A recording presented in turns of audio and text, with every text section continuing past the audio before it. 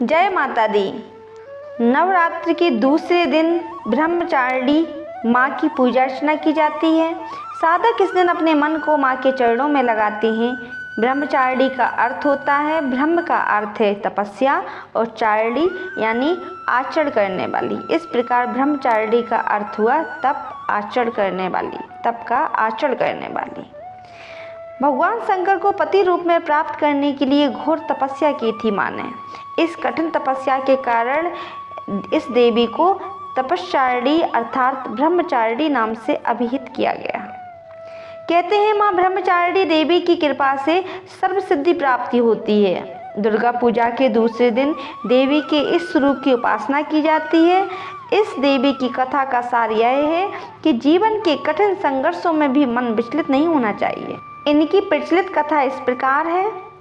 पूर्व जन्म में इस देवी ने हिमालय के घर पुत्री रूप में जन्म लिया था और नारद जी के उपदेश से भगवान शंकर जी को पति रूप में प्राप्त करने के लिए घोर तपस्या की थी। इस कठिन तपस्या के कारण इन्हें तपश्चारिणी अर्थात ब्रह्मचारिणी नाम से अभिहित किया गया। 1000 वर्ष तक इन्होंने केवल फल फूल खाकर बिताए और 100 वर्षों तक केवल जमीन पर रहकर शाक पर निर्वाह किया।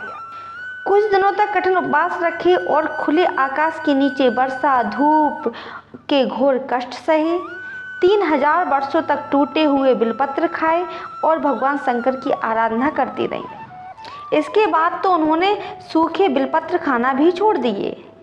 कई हजार वर्षों तक निर्जल और निराहार रहकर घोर तपस्या करती रही। पत्तों को खाना छोड़ देने के कारण ही इनका नाम अपर्णा रखा गया। कठिन तपस्या के कारण देवी का शरीर एकदम क्षीण हो गया। देवता, ऋषि, सिद्धगण, मुनि सभी ने ब्रह्मचारिणी की तपस्या को अभूतपूर्व पुण्यकृत बताया, सराहना की और कहा, हे देवी, आज तक किसी ने इस तरह की घोर तपस्या नहीं की है। यह तुम्ही से ही संभव थी। तुम्हारी मनोकामना परिपूर्ण होगी और भगवान चंद्रमौल शिव जी तुम्हें पति रूप में प्राप्त होंगे।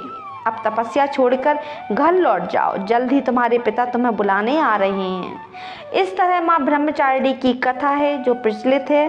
आप सभी को इस दिन के लिए बहुत बहुत शुभकामनाएं। आपका व्रत माँ देवी परिपूर्ण करें। राधे राधे। जय माता दी।